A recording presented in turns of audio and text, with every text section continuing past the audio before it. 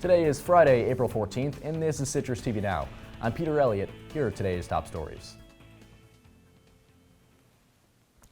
We start off our show with some breaking news. The Syracuse Department of Public Safety received a report of an active shooter at the Maxwell School. DPS responded to the report and has confirmed it to be false. They are now investigating who was responsible for making the false report.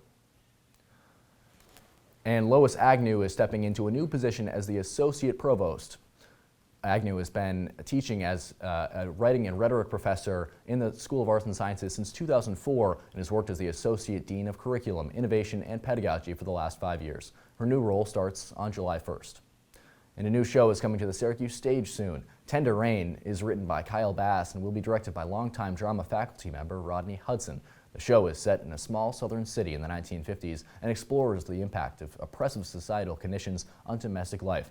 The show premieres on May 5th, and tickets can be purchased at syracuseStage.org. And a student favorite sushi restaurant has been cited by the county health department. Oishi Sushi has received 19 violations, 4 of them critical.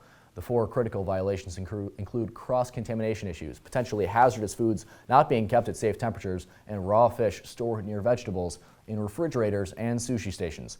The minor violations consist of utensil hygiene, employee cleanliness, dirty services, poor ventilation, and more. The department also found that living spaces were not separate from where food was being prepped and cooked.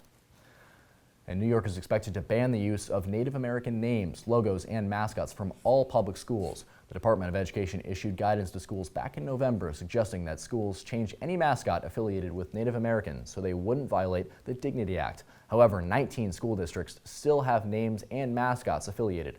The New York State Board of Regents says it will vote on the ban on Monday.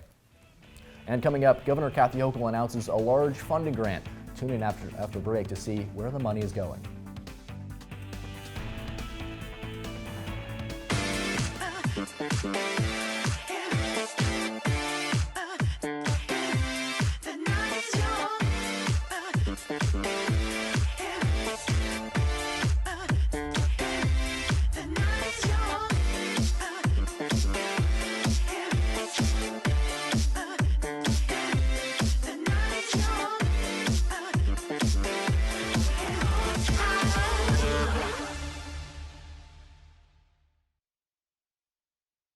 Welcome back. More than 130 nursing homes are suing the state over profits. The lawsuit centers around a law from 2021 requiring nursing homes to spend 70% of their revenue for residents' care. Under the law, nursing homes that don't meet the 70% allocation will face monetary penalties. The lawsuit is claiming it violates multiple protections under the Constitution and is seeking to bar the State Department of Health from enforcing penalties in the future.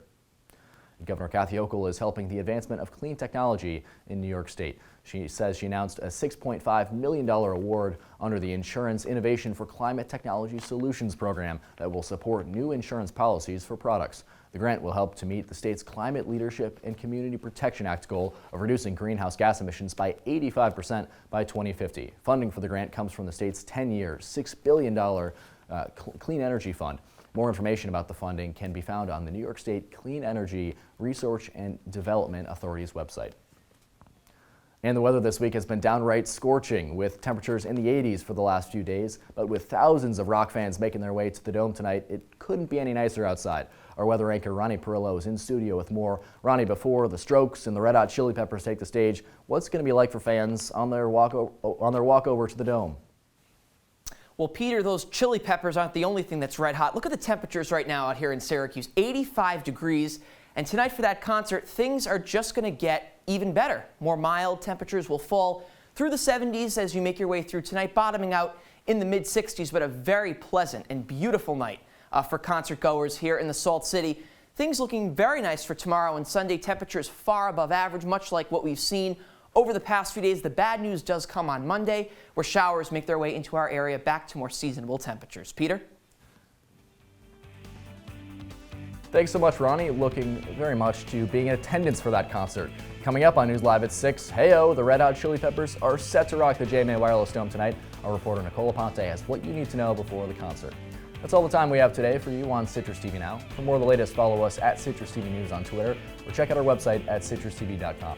I'm Peter Elliott. The news continues in an hour with Deegan Brown and Adam Campos.